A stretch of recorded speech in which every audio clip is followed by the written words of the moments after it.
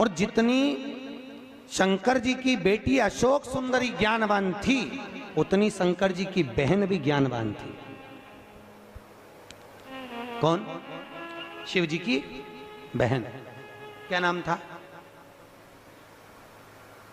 अरे बोलो तो, शंकर जी की बहन का क्या नाम था?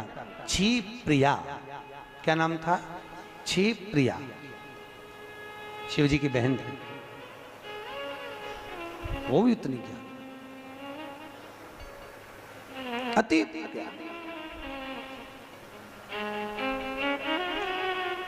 अब ब्रह्मा जी बोले ये अगर शंकर हैं तो एक काम करो, इस शिवलिंग का चरण देखने के लिए आप नारायण जाओ और मैं शंकर भगवान का सिर देखने जाता हूं। मैं सिर देख कर आना। चले।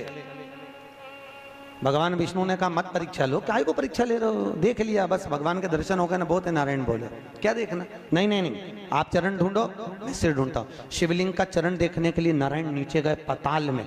जब चरण नहीं मिले तो नारायण ने सोचा भगवान का कोई चरण मिलता है, माता पिता का पार कौन पार सकता है? कौन पाए?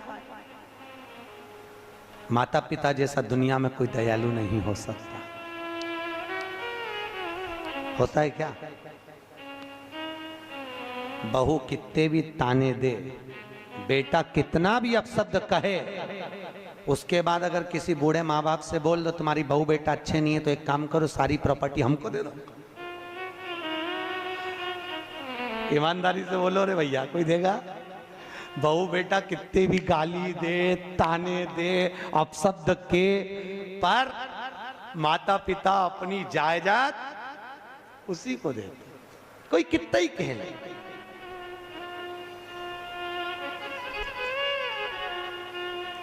हम कई लोगों के जब कथा में जाते हैं तो हम देखते हैं, हम पूछते हैं भैया तुम्हारा बेटे कहाँ है? तो कहे गुरुजी वो पूना में सर्विस कर रहा है। और बेटी?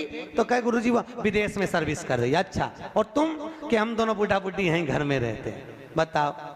अरे बेटा एडीलैंड में, बेटी है न्यूयॉर्क, और ब्राइट बच्चों के लिए हुआ बुढ़ापा ढार। ओ काका क्या करोगे, ये रुपया कहाँ धरोगे? क्या करोगे? कहीं बेटा माँ, बेटी माँ, और पड़ोसी के बल पे तुम रह रहे, और पड़ोसी के बच्चे से कह रहे बेटा गिलकी ला दे, बेटा दूध की थैली ला दे। अरे खुद की औलाद को कमाने के लिए बाहर भेज दिया। ईमानदारी से बोलो, वो सुरेंद्र शर्मा है ना, राजस्थान का कवि, सुना है? बहुत अच्छा कवि है। एक बार उससे पूछा तुमने अपने बेटे को कहाँ तक पढ़ाया? कि जहाँ तक पढ़ाना था पढ़ा दिया।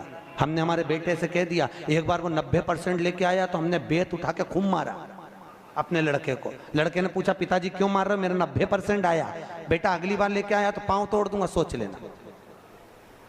तो पिताजी फिर अगली बार बेटा लेकर आया 62%। पिताजी ने उसको मिठाई डब्बा दिया, ले खा ले। क्यों?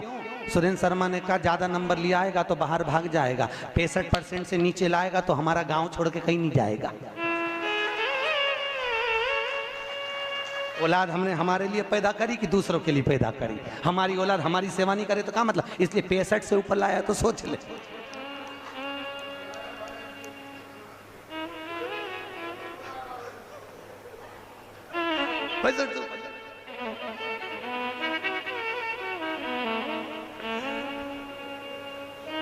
ज्यादा ना लइए। और एक आज के जमाने में होड़ लगी है, मेरा बेटा 80%, 90%। अरे जब तक बच्चों को पढ़ाओगे एक्सपर्ट, अरे जब तक बच्चों को पढ़ाओगे लिखाओगे बढ़ाओगे और वो उसकी शादी करोगे, वो वहां और डोकरा डोकरी।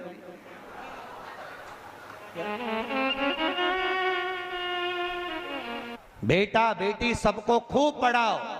और शिव महापुराण कहती है डॉक्टर, इंजीनियर, सीए सब बनाने से पहले बच्चों को संस्कारित बनाओ, नहीं तो सेवा कौन करेगा?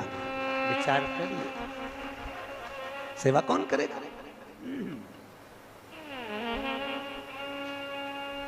मंदिर तो इतने बन गए, इतने बन गए, इतने बन गए, केवल पंडित जी घंटी बजाएं, पहले आरती उतार ले, उसके बाद घड़ियाल पीट ले, घंटी मंदिर इतने बन गए कि मंदिर में कोई दर्शन करने वाला नहीं है। हमारा निवेदन है, मंदिर बनाने से पहले बच्चों को संस्कारित बनाओ, नहीं तो मंदिर में जाने वाला कौन मिलेगा? बताओ क्या करोगे बना के?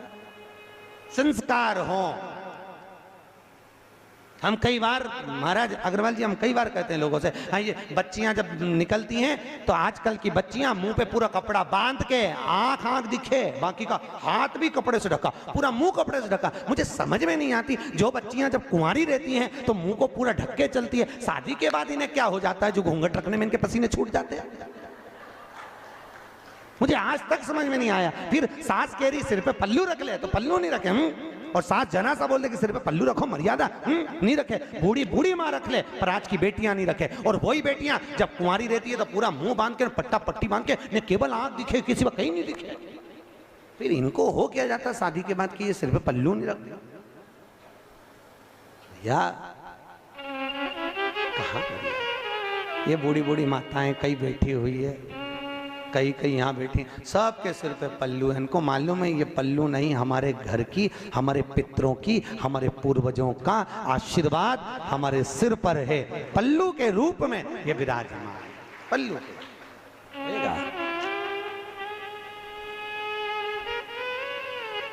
पर हमारा निवेदन स्वीकार कर लो। बहुओं से मत कहो कि तू पांव पड़ के झुक, कुछ मत करो। पहले दरवाजे बहुत छोटे होते थे तो अच्छे अच्छे परिवार की बहुएं भी झुक के चलना सीख जाती थी। आज के जमाने में दरवाजे ऊंचे हो गए तो बहुएं भी। इसलिए निवेदन है, जब जाओ लकड़ी वाले के यहाँ से एक एक पटिया खरीद के ले जाओ, ठोक दो, 2-4 बार माथा भड़केगी, अब झुक के चलना सीखेगी।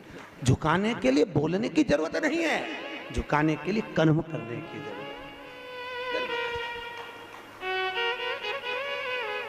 झुके, बार बार बोलोगे कि बेटा पांव पड़, झुक झुक, तो वो नहीं झुकेगी। उसको झुकाना है तो पटिया ठोक दो, इतना सोडा ले जा, झुके।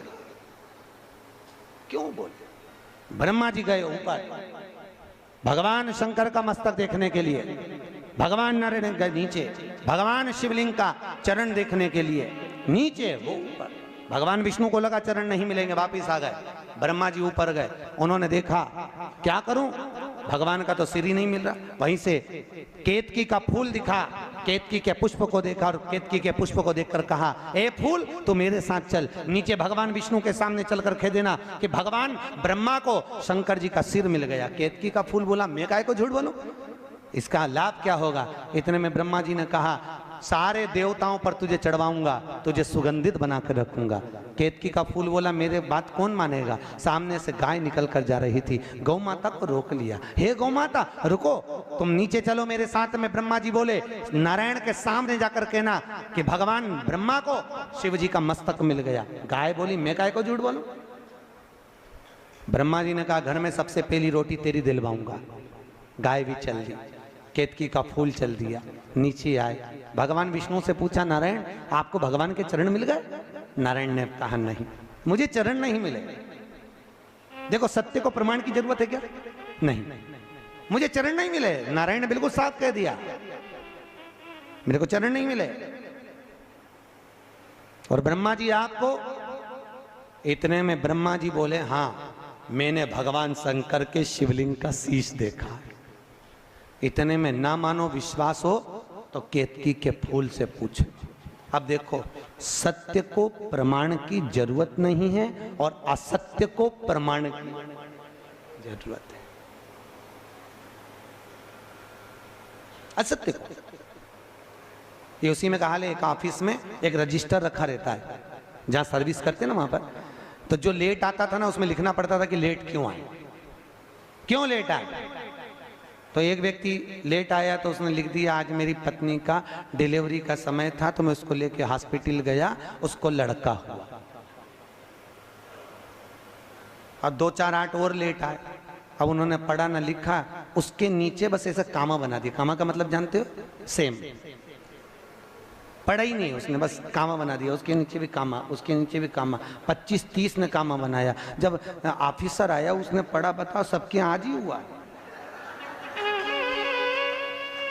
सबके आज।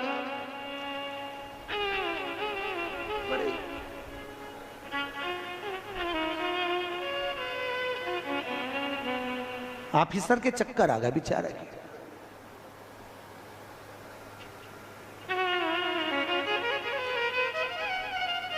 अब वही क्रम है। केतकी का फूल बोला, ब्रह्मा जी को सिर मिल गया, शीश मिला। असत्य को जरूरत है प्रमाण की। जैसे ही बोले ब्रह्मा जी को सिर मिला, केतकी के पुष्प ने बोला, शंकर जी के शिवलिंग में से आकाशवाणी हो गई। भगवान शंकर के शिवलिंग में से आवाज आई, ये केतकी का फूल झूठ बोल रहा है। एक केतकी के पुष्प तूने मेरे सम्मुख में, शंकर के सम्मुख में झूठ बोला। जा, सारे देवताओं पर तू चढ़ेगा, पर शंकर पर अगर भूले से भी चढ़ गया, हजारों गौ हत्या के बराबर दोष लग जाएगा तेरे चढ़ने का।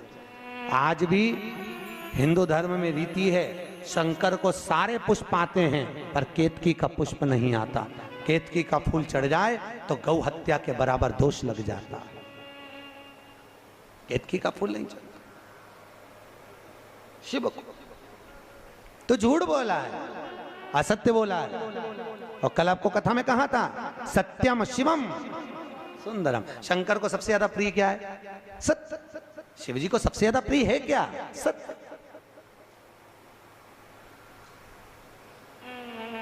और दुनिया के लोग सत्य कब बोलते हैं? राम नाम सत्य। हम तो कई लोगों से कहते हैं, कथा में कहते हैं, ये राम नाम सत्य जो है ये मरने के बाद मत बोलो। हमारा तो निवेदन है, किसी के दिवाली मिलने जाओ तो हैप्पी दिवाली मत कहो, डायरेक्ट जाके कहो, काका जी राम नाम सत्य। काका जी तो नीचे कुर्सी से, काका जी क्यों क्यों कहो? मरने के बाद राम नाम सत्य बोलोगे तो मुर्दा उठकर सत्य नहीं बोलेगा, पर जीते जी सत्य बोलोगे तो हो सकता है जीवन में कुछ चोट पहुंचे और अच्छा कर्म कर ले।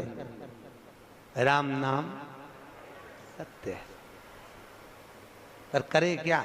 एक छोटा सा बच्चा दिवाली के दिन चिल्ला रहा था, राम नाम सत्य, राम नाम सत्य। मम्मी ने मोगरी उठा के धो दिया। क्या है ये? सुबह से राम नाम सत्य बोल रहा है। बच्चों को सिखा दो राम नाम सत्य। जो सत्य है वो सत्य रहेगा, वह सत्य नहीं हो सकता। क्यों झूठ? शिव पुराण कहती है, राम मंदिर में, कृष्ण मंदिर में, देवी मंदिर में कहीं पर भी झूठ बोलोगे चल जाएगा, पर शंकर की कथा में, शंकर के मंदिर में और शंकर के स्थान पर, शिव के ओटले पर बैठकर अगर एक झूठ भी बोल लिया तो जीवन नरक जैसा निकल जाएगा। नरक, नरक जैसा।